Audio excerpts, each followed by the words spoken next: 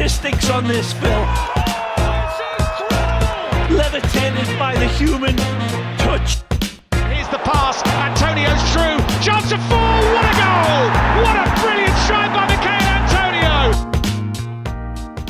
Hello and welcome to this special edition of the Knees Up Mother Brown West Ham podcast. With me as ever are, of course, Callum Goodall and Jack Elderton, but I am delighted to say that we are joined by the goalkeeper I pretended to be when I was younger, an absolute childhood favourite of mine, honestly, the one and only Shaka Hislop. Good evening, Shaka. How are you doing? I'm doing very well, Chris. Thank you very much.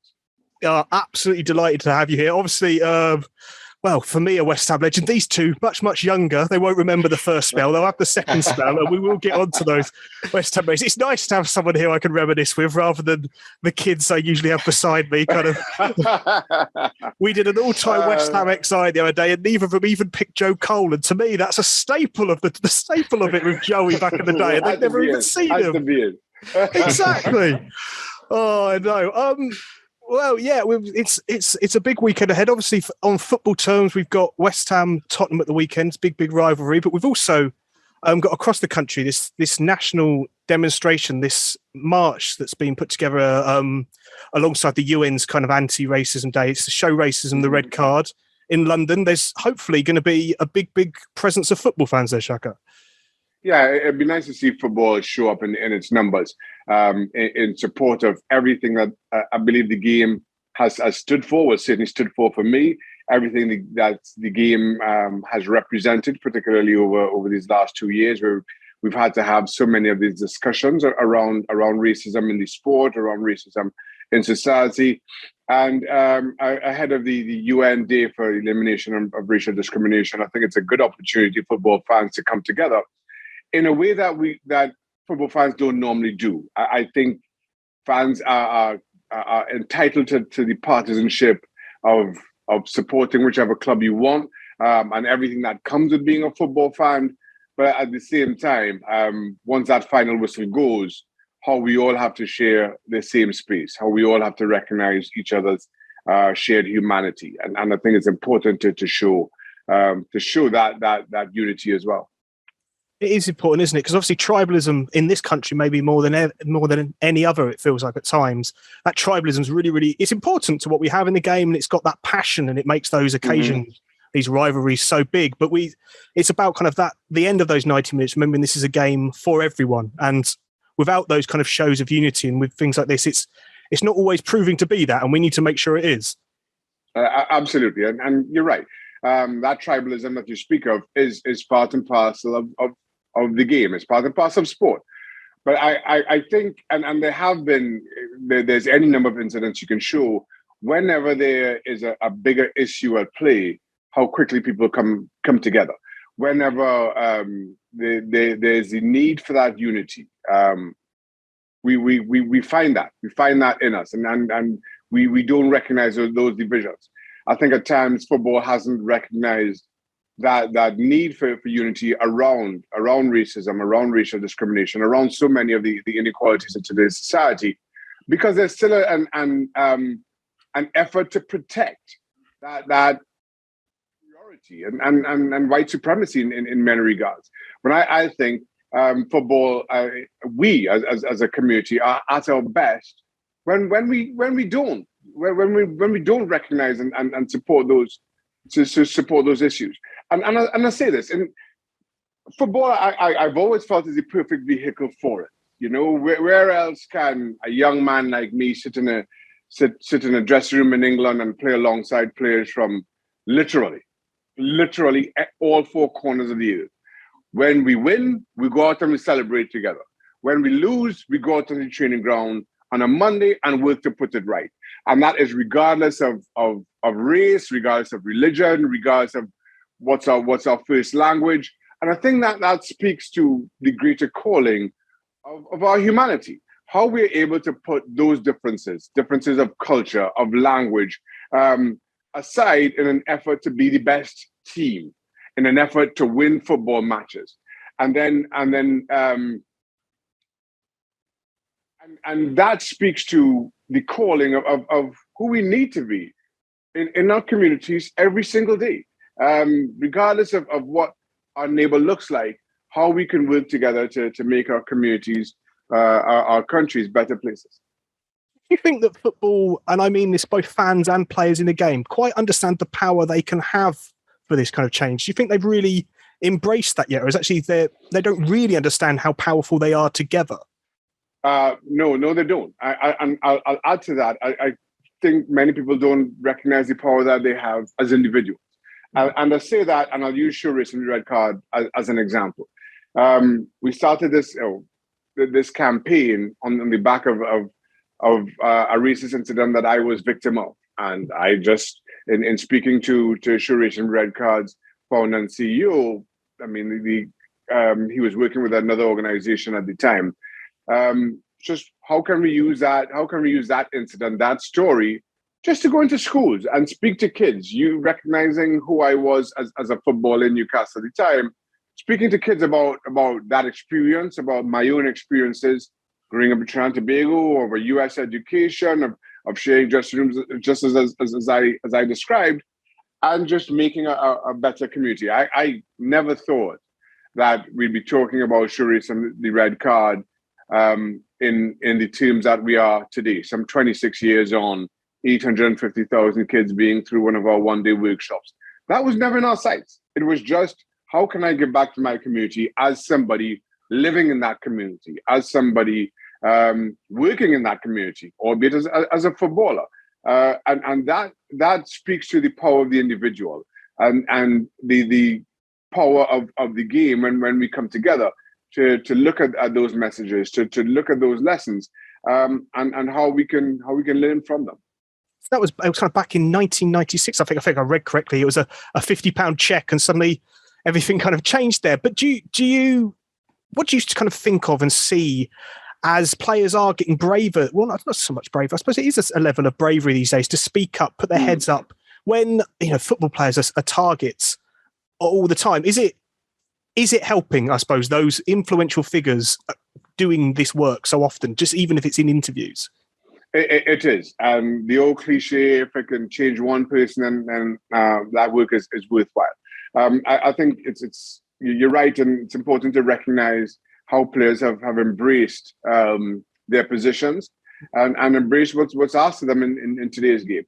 We've, during the course of the last year, our 25th anniversary, we're doing a series of podcasts called 25 for 25, where I speak to people across football, across sports, about their own experiences. And it was enlightening to me to speak to people like Luther Blissett and Viv Anderson and about their own experiences.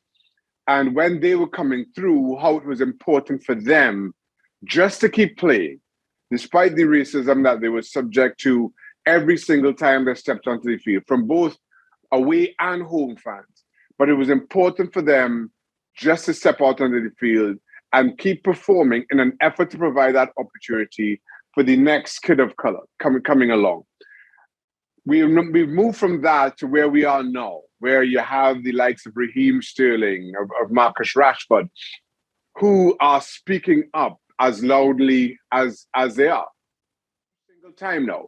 And I think you've seen the progression of how sport activism has come into our parlance. It's come into our game, and players are recognizing that responsibility. That responsibility, not just to the next generation of players, but that responsibility to the Luther Blissetts and the Viv Andersons and the Laurie Cunninghams of yesterday, and how much they had to endure to provide opportunities for players like me, for players like Raheem and Marcus Rashford. We run so they walk so we could run with the likes of, yes. At West Ham you had Clyde Best and the Seniors, yes. Those kind of names there.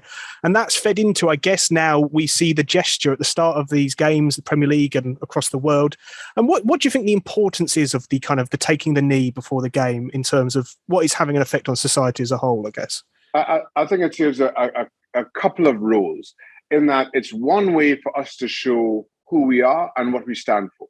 In taking the knee and in recognizing each other and what we're a part of. That way we're not alone in how we feel, and that we are there to support, and it's a gesture of support for not just the players, but for the call for racial equality in our societies. I also think that it's a promise. It's a promise that if I take the knee, if I applaud players when they take the knee, that when they get up, that we are all going to do something more in moving those issues forward, in closing the gap between the experiences of people of all colors, of people of all races, of all religions. So it's a show of support.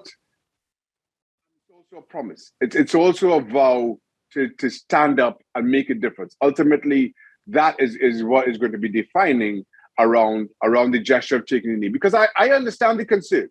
I understand the concern expressed by players like Wilfred Zaha, of teams such as QPR. I had the opportunity to speak to Les Ferdinand, who is the only director of football of color in all 92 clubs in the Football League. And QPR, as a team, stopped taking the knee. I understand that.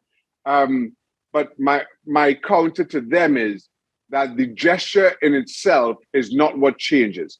We have to see it as a promise that when we stand up, we are going to do more. We are going to do more than we had done yesterday.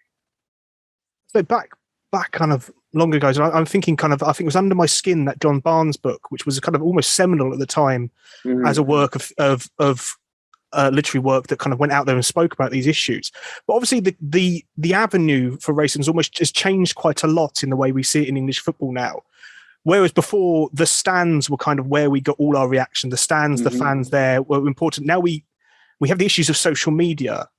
That it is kind of different. It almost means there is no escape for players as well. How do we combat that? I can understand going into schools, and that's so powerful and so useful, especially as a teacher myself. That's the kind of thing you want to see. But when you have adults who are doing these things and they're doing it under a kind of a spectre of anonymity, how can you reach them and educate them? I'll be honest with you. I'm not trying to reach them and educate them. I'm not trying to change them. I don't think that is or should be our focus. I will say, though, that as far as social media goes, social media companies have a greater responsibility to what happens on their platforms and how they support the enforcing of laws as they're broken on their platforms. And I say this, I did a Zoom call with a police officer who's the head of the race hate crime division in the Metropolitan Police there in London. He made the point that pursuing somebody who posted something particularly distasteful on social media. They wrote to Twitter evidence of the tweet to shape their case. Now, there's the statute of limitations in filing charges is 6 months, as the law is written in England. Twitter didn't respond for 5 months. And this is Twitter taking 5 months to respond to the Metropolitan. This is not me writing from my account. This is Twitter responding to the Metropolitan Police, taking 5 months. So as a result, even law enforcement are being hampered by Twitter's internal controls. So while we sit here and talk about, well, maybe, we could use AI to stamp out a lot of the a lot of what's said and a lot of the language, whether it's emojis or otherwise, the Twitter are feeling in their most basic responsibility to policing their platforms. That has to address, and I think we have to address that before we even start talking about AI and how that can be used and fines imposed by governments, etc. The most basic we are still, or Twitter is still struggling with. That needs to be addressed. And I say that because talk about laws and how I'll use an example. I use Newcastle University as an example. Newcastle University are the only university to give Martin Luther King an honorary degree, only university outside the US, give Martin Luther King an honorary degree while he was still alive. I watched his speech in receiving that award, and he said then that I can't ask, and I'm going to butcher exactly what he said here. I'm not asking the legislation to make a man love me, but I can ask him to stop lynching me. And I think that's important. And it raised a little bit of a laugh. As I say, go back and look and see exactly what he said. It raised a little bit of a laugh in the whole. But I think it was important, because I'm a firm believer in enforced legislation. Everybody talks about legislation. It has to be enforced legislation. I think enforced legislation changes behaviors. Behavior changes cultures. And while it's a long-term prospect, I think that's why it's needed. So the person who is racist messages to me now, if legislation comes in, it doesn't change him. It doesn't change that person and how he feels about me and what he may want to say to me if he's afforded anonymity. But it does change growing up exposed to on social media. It does change kids' ideas of what's acceptable and not acceptable behavior. And as a result, when they grow up, they won't need the legislation to direct on social media, what they say at the workplace. And I think those are the issues as they pertain to today. And I say that straight away, Chris, everything, whenever we talk about racism and the elimination of it, I always take a long-term view. I am not focused on what can I do now so that somebody won't tweet a racist message on Saturday. That would be, I think there are places for that and there are things we can do that. But I'm given who we are, given Show Racism the Red Card, an education charity who work with young kids, all our view is how can we make the greatest impact to this youngest generation? How can we change what they do, how they see things, how we shape their world in a way that's more inclusive? If we look at that, if we kind of take football, sometimes people call it like a snapshot of society, won't they? They kind of, these normal people go to football. You're not professional football fans. If you're making that a space that's kind of safer and more free and more equal, do you think then reflect out into the world? If we're showing that maybe the nation's most passionate pastime is for everyone, do you think that spreads the message? Absolutely. I think football is the perfect vehicle for it. And listen, I'm biased. I'm a former footballer. I still love the game. Yeah. But I also hear the concern that, well, racism is a societal problem, not a football problem. But as I mentioned before, I think football is the perfect vehicle for it. Where else do you recognize diversity that football, if not sport, offers? Where else do you get those lessons around we're better when we work together, regardless of how we identify, regardless of how we worship? There's no better place for it. And then given the standing of football in particular, I think you can apply this to any sport in today's society. It's the perfect vehicle for anti-racism and for that continued equality. It's the perfect example for how better we work together, regardless of our differences, the cultural, ethnic, religion, language. We are better when we focus what brings us together on our similarities. That's such a pertinent point ahead of kind of talking about the rivalries again in football. And obviously, again, as we said, it's that day before the West Ham Tottenham game for us. Mm-hmm. What do you say? Do you think is the importance of not only all football fans coming together and people across the country joining this demo, but also these people doing it, maybe mixing with other fan groups? The power of seeing maybe a West Ham shirt next to a Millwall shirt next to a Tottenham shirt, mm-hmm. a Newcastle shirt next to a Sunderland shirt, for example. I think that is incredibly powerful, and just in terms of the visual. And listen, right, while I understand rivalries and the heated nature of them and how they've played into sport in the past, how they benefited sport in the past, I also recognize derby, Liverpool and Everton fans sitting, next to each other, and how powerful that is just in terms of an image. And this is just in footballing terms. This is just in footballing terms, how powerful that is.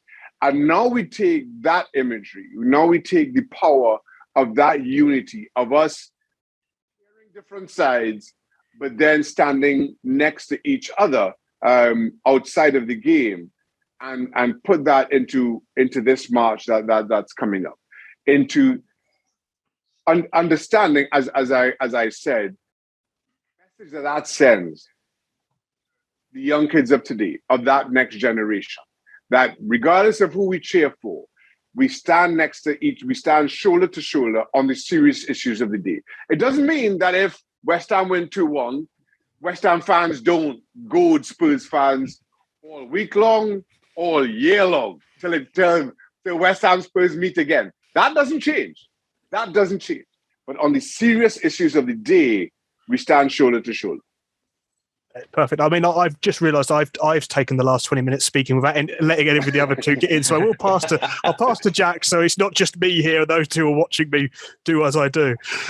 Well, I just think there's a couple of things to say, and Shaka's covered it brilliantly. But with Saturday, and I think it's so powerful that we have Spurs at the weekend. It's come at the same time, really, because we've had so many issues with racism and anti-Semitism around the Spurs games. And I think the image of West Ham fans and Spurs fans together on the Saturday would be really, really powerful. What Cardiff and Swansea have achieved over the last couple of years together with the rivals on the pitch, United Against Racism campaigns around those two clubs has been amazing around that rivalry, and how those fans have got together to be united on bigger issues. And as Shaka said, it's so important that we're able to be united for those moments where we can come together. We saw it over the summer with the England lads and Marcus Rashford, and what happened in Manchester, how people came together despite local rivalries over bigger issues, but then are able to return on the Sunday to being in different ends of the ground and celebrating, hopefully, a West Ham win, or for Spurs fans celebrating a classic Harry Kane last minute penalty, as we've experienced several times. Whatever it is, I think it's important that we recognise that we're able to be passionate in that way on the Sunday, but passionate in a different way and a much more powerful way on the Saturday as well. Yeah, I think the unity is such a kind of the important word in this, because it's welcoming as well, isn't it? And I guess it's about making sure the English game doesn't go in the wrong direction. We've had history in the past as a footballing nation of things not maybe at all, actually taking kind of nastier turns. And I suppose it's rare. It feels rare if you look at the history of this country as well, to see football fans coming together to be positive, to make a difference, rather than maybe at a time where journalists and everyone else was desperate to cover football fans as being a negative on the back pages. Yeah, I think that, again, kind of speaks to the evolution of the game, and you can point to some simple things like, was it the Taylor report that called for more seating in stadiums, and how stadiums have become more women friendly, more family friendly, and while many challenged back then how it'll impact the game, and largely for those who kind of benefited from those divisions, were only too eager to say that it would damage the game. But now here you have a sport that's kind of evolved with the times, and in a far stronger position than it was when I was playing, 25 years ago. And it speaks to that continued power of football as an example. Now, don't get me wrong, as Jack was saying, there are still so many issues that still happen within football stadiums. The game can still be so much better. But I always describe myself as a glass half full kind of guy. While there's a lot to complain about, a lot to be concerned about, there's a lot to boast of. And there's a lot of progress has been made.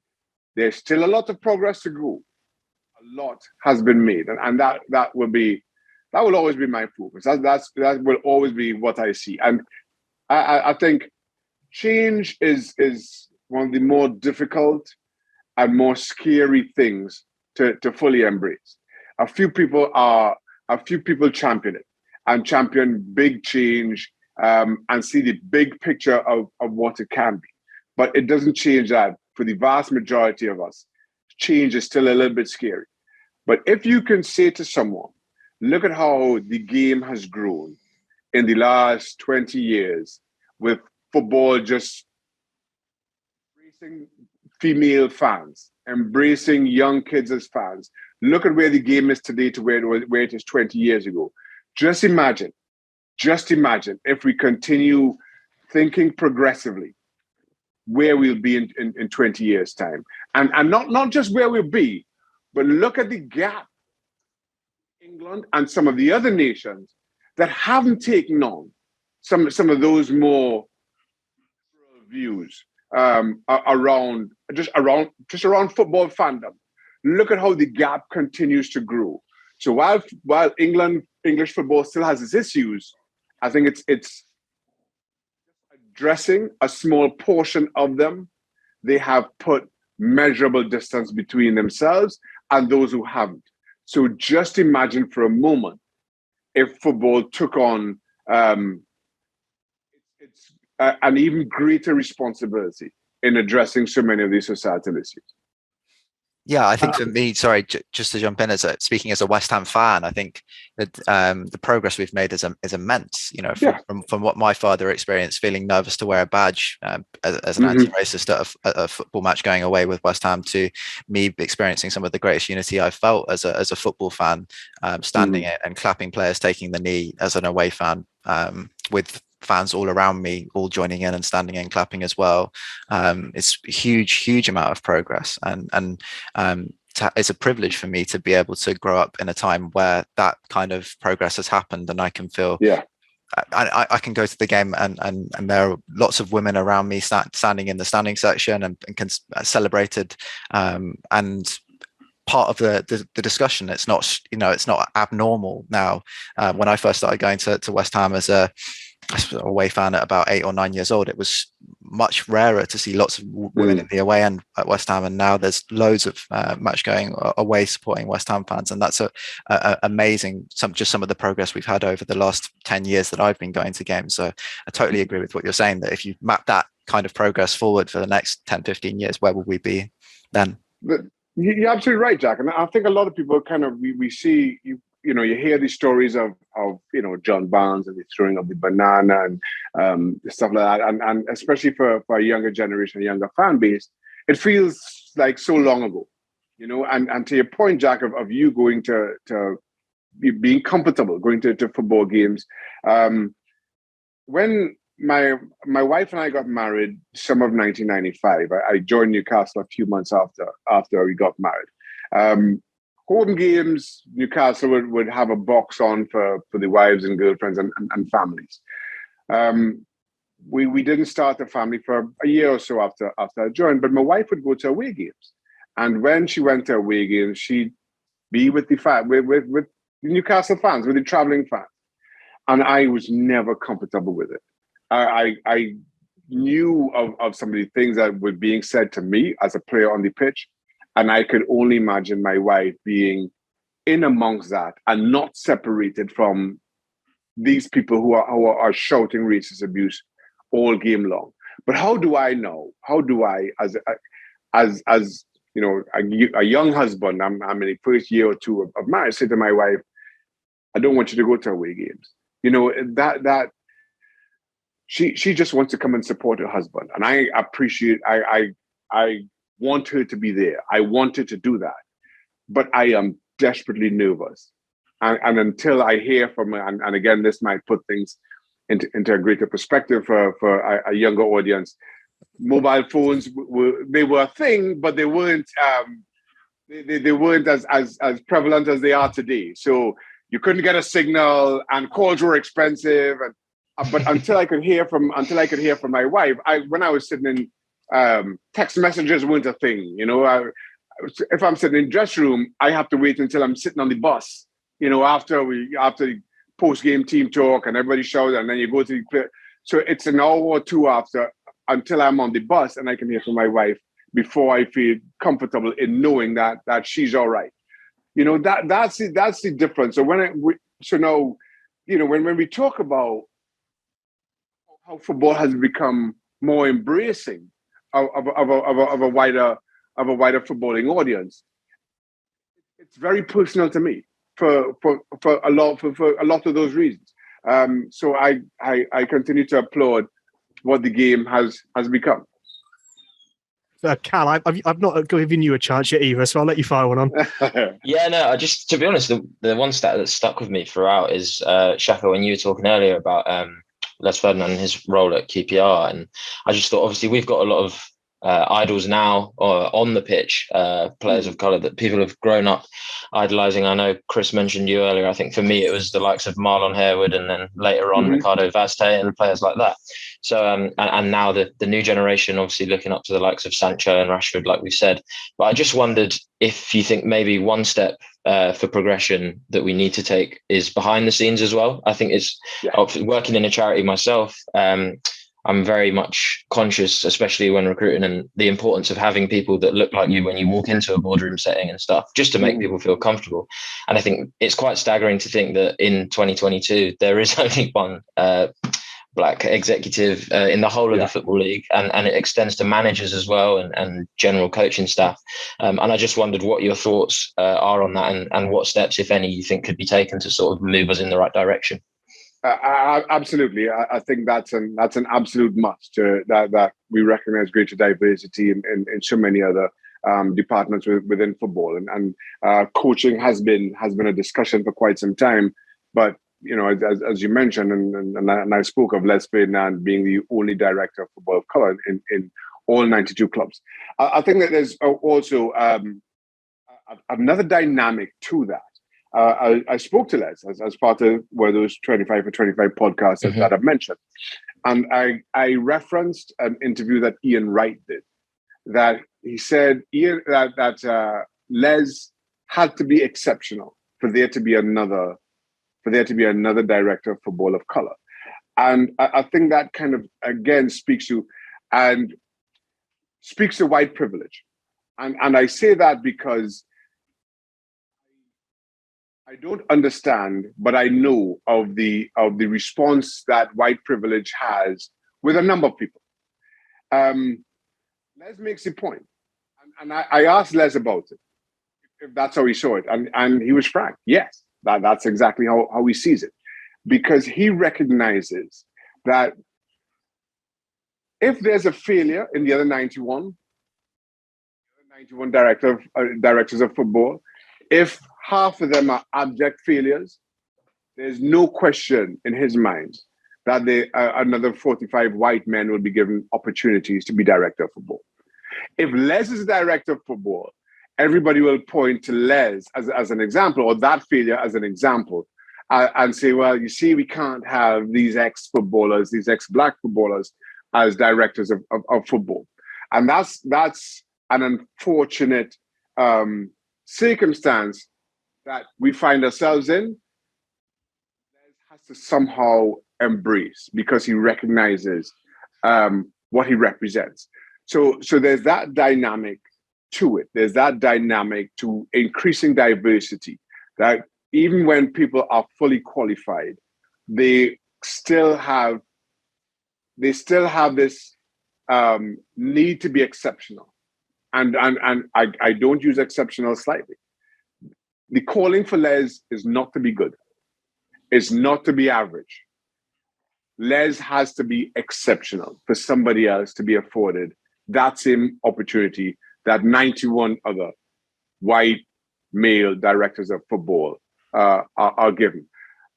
You can apply that across the board in every single capacity, whether we're talking coaching and Callum, to your point, around in boardrooms around football clubs. I don't feel football will deliver on its promise until those boardrooms look like their fan bases. That for me is how I'll define success. Until a boardroom accurately reflects the diversity of your football fan base, I think you're feeling that footballing fan base, or you're feeling a certain section or sections of your footballing fan base. And that has to be the core. But now the challenge to that is, given the structure of the game, right? And I'll contrast that with the Bundesliga. Given the structure of the English game, where you have wealthy owners, private ownership, how do you tell this private owner that you have to have this person, that person, this level of diversity? That is something that they have to volunteer to do. As I say, you contrast that with the Bundesliga, where they have the 50+1 rule, where 50% of the club plus one is owned by the fan base. So you can call on, that fan base can call on the club to more accurately represent them. That's challenge in moving, in moving how football is structured. But all we can do is continue to advocate for it and hope that ownerships, wealthy ownerships, take heed. And before I move on and ask a few West Ham questions, because we can't resist, I was intrigued. We were talking about, obviously we're talking about the past, and it wasn't black and white back then, Jack Cow. When we had phones, we could still see in colour. It was fine. But for a lot of people, and I think possibly a lot of older fans as well, they will think back to what was maybe a more visceral and out there reaction to things, and maybe something that they feel is consigned to the past, they feel is improved. And I mean, it's gone ridiculous, really, if you consider the repetitive incidents we have in the game. Mm-hmm. That it's not it's 20 years since someone threw a banana, it's 2 or 3 years since an Arsenal game. I think that these people are forgetting. And how do we, and I say we as kind of us, as well as normal fans who want to, or feel there should be a way to challenge these things. How do we kind of reach these people who think, well, it's got better, it's okay? The greatest challenge progress is complacency. I have, in the 26 years, let me say this, in 24 years of Shuri's and the Red Card, the question I was asked most in interviews I've done is there still a need for organizations such as ours? And then 2020 happened. And now the question is, will there still be a need for Shuri's and the Red Card in 25 years? And I say that because as soon as we become complacent in who we are, as soon as we become accepting of the progress that we've made without the progress that is still needed, we find ourselves back where we were, having the same discussions that we did, be it 2020 or 1970. And that's progress is fragile. And from the time we start caring for it, from this time we stop working towards better communities, we find ourselves taking huge steps backward. And that for me is how you speak to a younger generation about what needs to be done, because we are living through exactly what a complacency around going from throwing bananas was in today's game. I suppose it's a stark reminder, for every progress step you can make forward, there's always a chance for you to be forced backwards as well. And if you stop striving to step forward, you will be kind of left behind regardless, and things will go with complacency or whatever, really. So we have the march. It's on Saturday in London. Portland Place for you assembling at 12 noon, London W1A. I had to write the one out in words, so I didn't get that very confused. That's the hardest part of this whole thing, was trying to say a postcode, which really says something about how I deliver my presenting. I suppose before we go on to West Ham, we should really have a kind of a summarised maybe message of why it's so important, I guess, if that could be done quickly after a 40-minute chat. I'll say this. I think we have to recognize how much better we are when we stand shoulder to shoulder. We have to recognize. I think our greatest calling as members of any community is to give voice to those who are otherwise voiceless within that community. And in a bigger picture, there's no greater calling of our humanity than to plant that seed that someone else to live under that tree shade. And that's what we're being asked of today. That's what we've been asked of the last 2 years. While we may never live, you and I may never live in a society that is completely equal, our most noble calling is to work towards having someone in not too distant a future enjoy that equality that we strive for. We have Shaka Hislop on the KUMB West Ham podcast today, ahead of the UN Antiracism Day and Stand Up to Racism's national demonstration against racism. We want to encourage West Ham fans to go along and join the football fans block as we assemble at Portland Place W1A at 12 noon. The football fans block will be meeting at the Cock Tavern at Great Portland Street. Please do wear scarves, shirts, badges, etc. as we show that the football community is united in the fight against racism.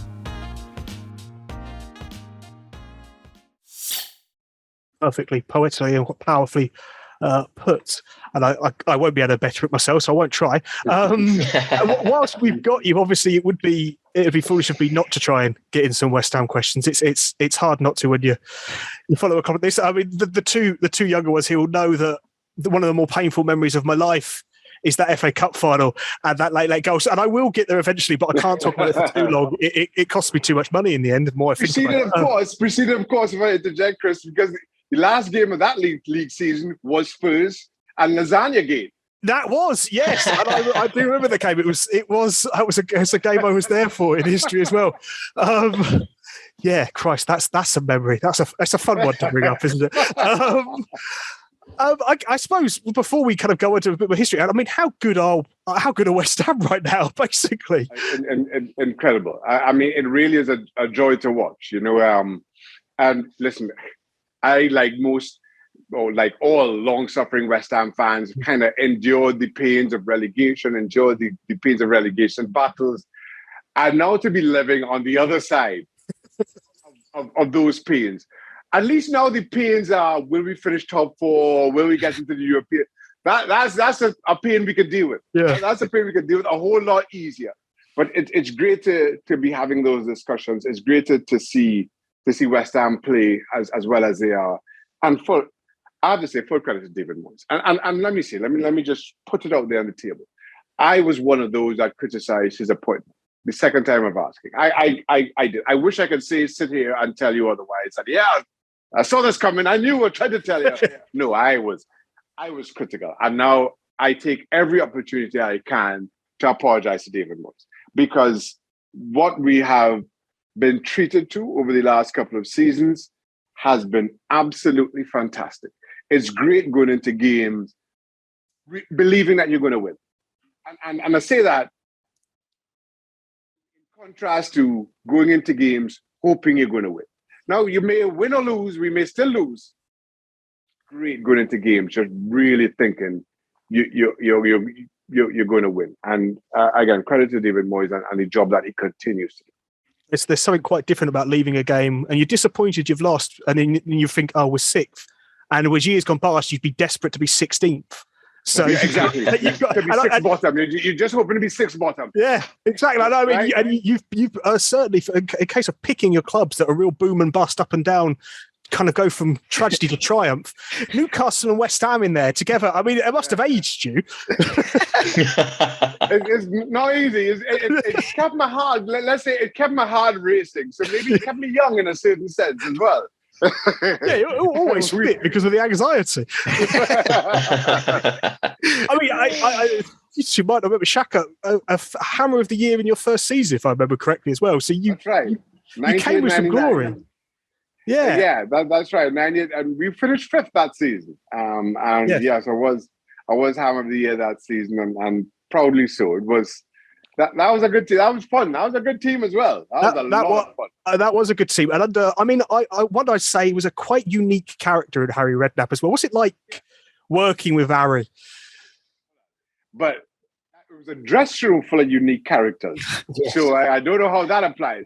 We're talking Harry Redknapp, Paolo Di Canio. Hello. Right.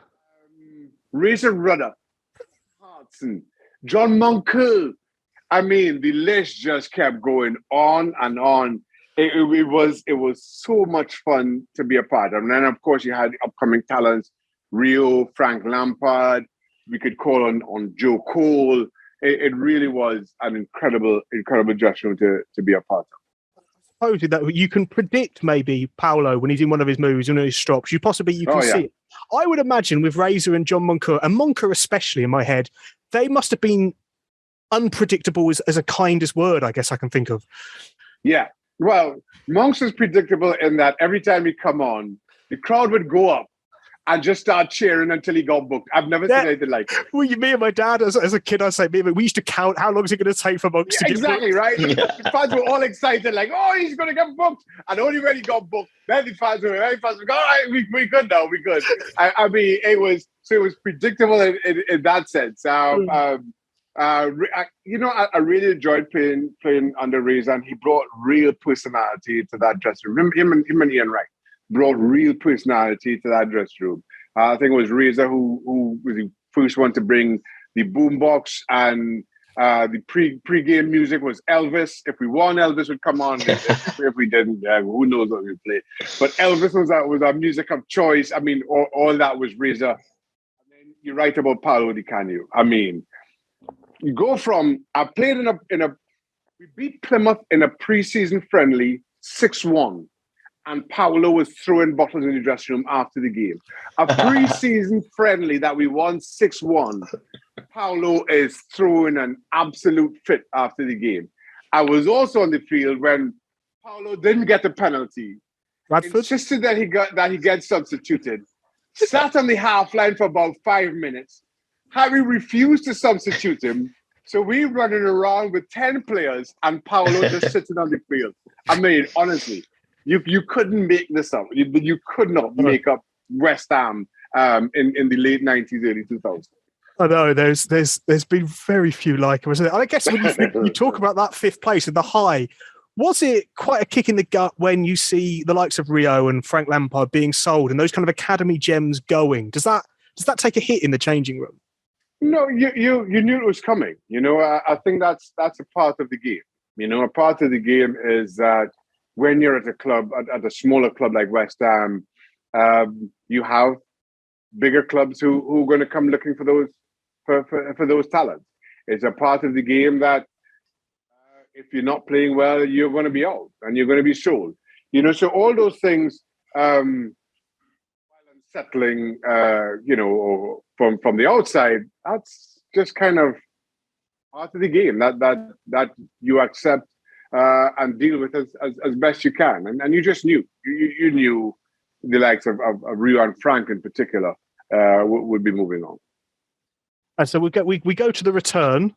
2005, is that? Was 2005? I came back in 2005, 2006. These two would be alive by then, I think. So we've got my first season. Yeah, I had a season ticket for that one. So that was I think that was my second season ticket. So I do remember those ones. What's that like when you get the call either from your agent, from the club, etc., say, do you want to come back? What's that feeling like, I suppose? It was great, and I need to put that in a greater context. So I was at Pompey, left West Ham 2002 to go to Pompey. Yeah. And as it happened, and this is whatever a story that kind of defines it. One of the directors at Pompey came to me and said, so 2005, I'm 36 years old, comes to me and says, listen, Alan Knight is going to be moving on. We're going to offer you the player coach's job, which I thought was perfect. Here I am, 36 years old, still playing, but no, my time is coming to an end, and get to step into as a coach, get to step into doing some coaching, which I enjoyed. I really did enjoy goalkeeper coaching. And then all of a sudden, the day before the last game of the season, the pumping manager at the time, Anna Parent, comes to me and says, we're not going to keep you on. You have to look for another opportunity. So now I've gone from telling my agent, don't worry to look for anything. I'm good right here. I am happy. My family was settled down on the South Coast. And all of a sudden, with a moment's notice, I had to tell my agent completely otherwise. I'd gone for a few months. You know, as I mentioned, I'm got married in '95. Come 2005, we have 4 kids. I'm thinking about how I provide for my family. The only real interest I was getting was from lower league clubs, and that I wasn't really interested in doing. And then I got a call from Alan Pardew, just saying that they signed Rob Breen, but they wanted an older, more experienced goalkeeper just to come offer that experience, but at the same time challenge for the spot. And now here I am, thinking, yeah, I can give the young pup a little run for his money here. I'm going to, test him out. So it was a great opportunity, especially given how things finished. Things finished at West Ham, So just to roll the clock back to that previous spell, I won Ham of the Year 98-99. I think we were 5th or 6th in that second season, 99-2000. Broke my leg in February of 2000, and was out. Came back too early in the 2000-2001 season, and struggled largely for this season. I always tell this story. Our first game that season, 2000-2001, we were away to Chelsea at Stamford Bridge. I remember running to warm up, and I'm just running, and my ankle just gave out, and I go, I'm just running in a straight line. If that wasn't a sign that I was back too early, but Harry says you're playing, and I'm playing. I'm gonna go. I'm playing. I'm one of those. I'm playing whatever. But I came back way too early.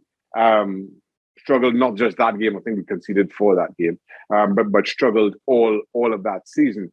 And then Harry was replaced by Glenn Roeder, and Glenn Roeder brought in David James, and David James got injured playing for England just before the start of the season. But I knew.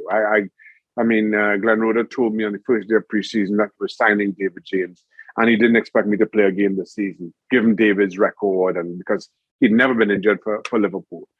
And then he goes and gets injured for England, and Roeder has to come and put his arm around me, and now all of a sudden be best friends.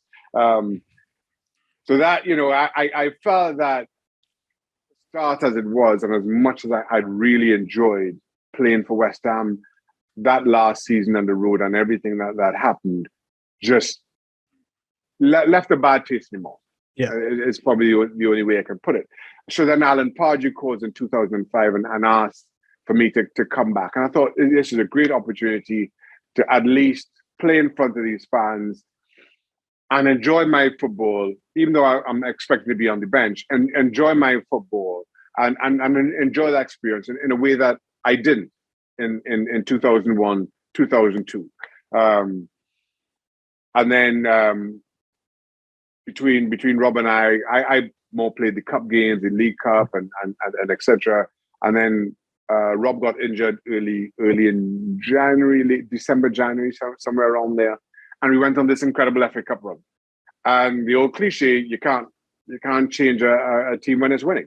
And we were very well placed that league season too. You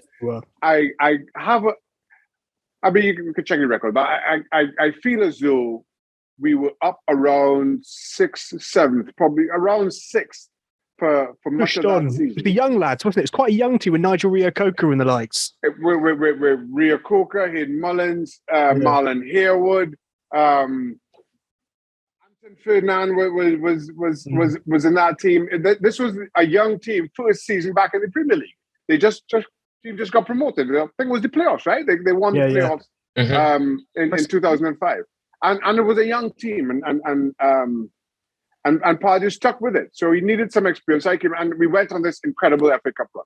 And as I say, I think we were highly placed that season. Again, maybe I have a feeling we're sixth. I think we ended up this season 9th or 10th, but that was because of the FA Cup run. We started losing games towards the back end of the season because we were so focused on this FA Cup run, you know. But you know, so as I say, so I'm in the team. You can't change. We can't bring Rob Green back in because we were just playing so well. And the team, the defense had figured me out. They realized that I wasn't going to come for a cross. They realized I pretty much wasn't going to make a save. So therefore, they had to adjust the suit, and we kept winning. And the only negative around that 2005-2006 season, sitting up to that point for me, was I had a clause in my contract that if I played, I believe it was 20 games, but don't quote me on that, somewhere around there. If I played 20 games, I'd be offered another year on exactly the same terms. No more money, nothing else, exact same terms. And it wasn't an awful lot. And then I played that 20th game. I believe it was somewhere around the beginning of April. And my agent called the club up and said, Shaka's played his 20 games. I'd like to sign that 1-year extension. And I can't remember who the managing director at the time was. And his response was, well, we'll have to discuss it at board level. The agent said, no, you don't have to discuss anything at board level. It's a contract. It's in the contract that when he plays 20 games, he gets another year. And on the exact same terms. We weren't asking for anything else. The exact same terms. And they insisted that, well, we have to discuss this at board level. And that just kept rolling, and that just kept happening. And they kept kicking that can down the street. And I couldn't understand it because, again, it was in the contract. It wasn't a gentleman's handshake. It was right there in black and white. And then the FA Cup run continued. And before the end of the season, Alan Knight, who was my Portsmouth goalkeeping coach, he was now the goalkeeper coach at FC Dallas in Major League Soccer in the US. He called and said, how would you like to move to Dallas? And my wife and I, we were giving some thought to moving back this side of the Atlantic with whatever, you know, where that would be. My wife is also from Trinidad and Tobago, for those who don't know. And we were giving a lot of thought to moving back. And so I you know what? Given West Ham's frustrations with me over this new contract, I think I'm going to take it. You know, I'm going to take this and for family reasons, move this way. The deal at FC Dallas was for 25% of the money that I was on or should be on at West Ham, and strangely, after the FA Cup final, the managing director comes to me and says we're going to sort that contract out. But at this point, I have endured this for just short of 2 months. I've endured this frustration for 7 weeks, and you know, again, just given my experience with Portsmouth and how unnerving that was as a provider for my young family, I just grew really frustrated. And in the end, I just committed to Dallas. I was just like, you know what? Dallas, they were offering me a year and a half. That would take me to 38 years old. I'd be this side of the Atlantic. My wife has family, or I have family also in the US. Let me just make that move. And in the end, move to Dallas for, as I say, a fraction of the money and turn West Ham's contract down. That FA Cup final as well, 2006, also led straight into the World Cup in 2006 for Trinidad and Tobago. So there was a lot for me to celebrate, but also it had its disappointments. Sadly, not the first story of a kind of West Ham player who's not quite been done right by the club. I was thinking at that time, that must be with the goalkeeper injuries. You must be kind of in competition for the shirt with Jimmy Walker. Yeah, that's right. Who, if you think, they always say goalkeepers have to be a bit mad, don't they? In my head, Jimmy Walker kind of epitomizes that. Yeah, Jimmy Walker made up for all the goalkeepers who weren't mad. So if there's ever been a goalkeeper who's not mad, Jimmy Walker picked up the slack. I am honestly delighted to hear that. I can't go on without talking about the cup final then. And it's something I mean, in my life, I've tried to skirt around as if it never happened. I'd say for 2 years, I pretended that Gerrard goal didn't happen. I turned off the TV when it came on. It was arguably kind of one of the better cup finals of all time. And it must be amazing to play in an FA Cup final as a footballer, but bittersweet memories as well, I guess. Yeah. Yeah, listen, I grew up watching a program called The Road to Wembley, which is largely around the FA Cup, and this was back in the day of black and white TVs.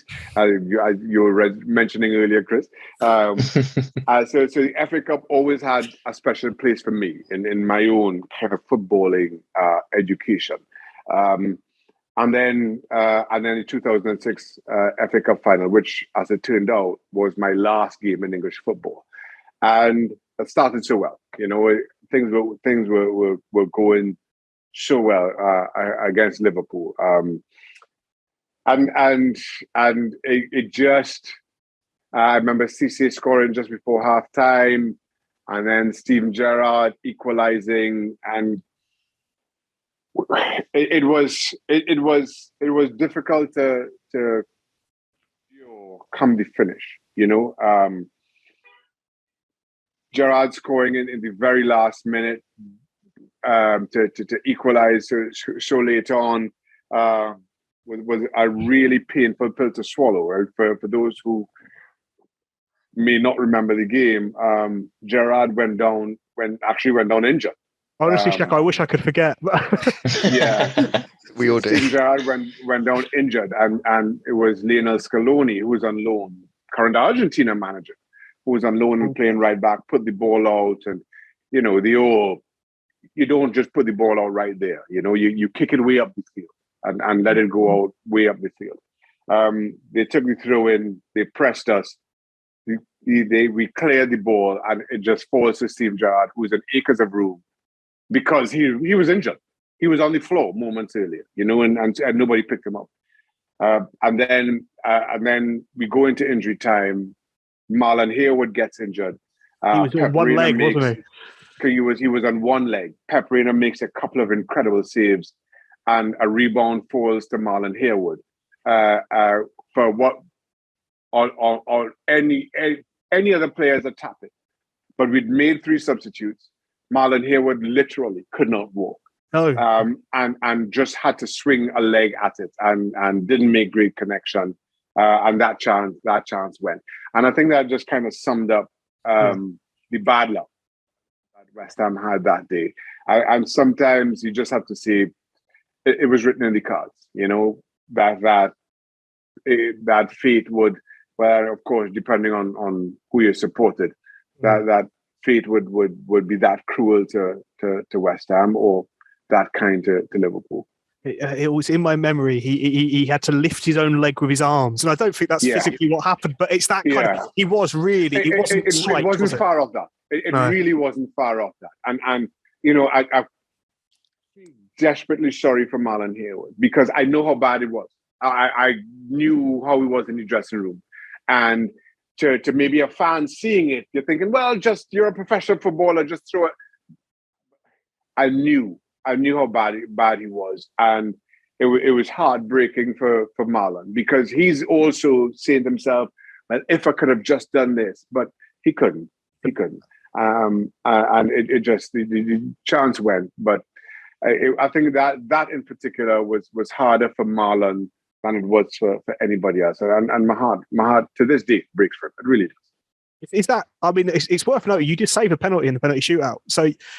Maybe your problem with that defence was you kept making them do things for you, and actually you're probably happy if you didn't have a defence in front of you. I needed a defender. That's where it went wrong. We needed a defender in goal for the penalties, because they were saving things all season long. Look, you've got Steven Gerrard. That's unfair. So we're gonna have a defender with me in goal. That's that level. Oh, it must be one of those. I mean, if you look back, I guess there's immense pride with the run, and just, I mean, it is the kind of, you don't go into that game and afterwards and think, wow, thank God I got to play in a cup final. But as time goes on, I guess you get that could have never happened at all. I suppose. Yeah. I'm often asked about regrets around, any regrets in my career, and I always say none. The truth is, I lived a boyhood dream. I grew up dreaming of playing an FA Cup final, but never really expected that I ever would.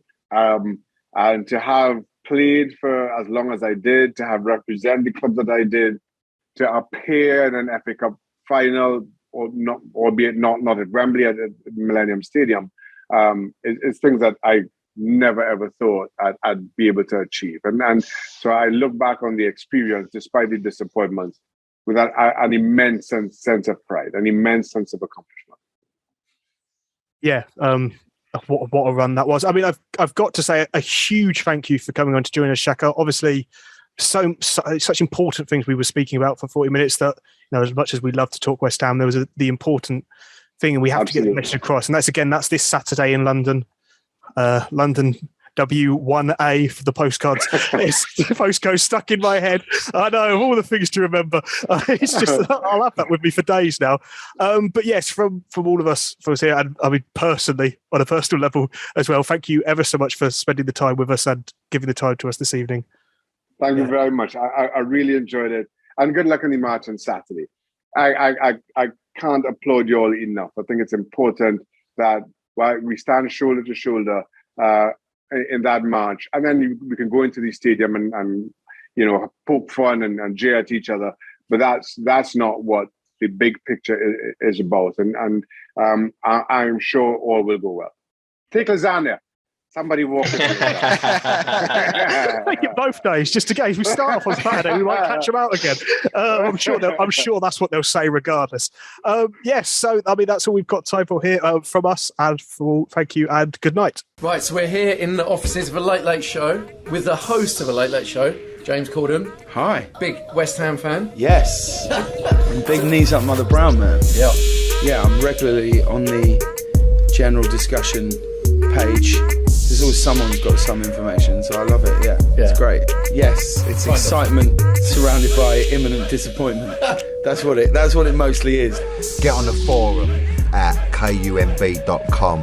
Come on, you irons.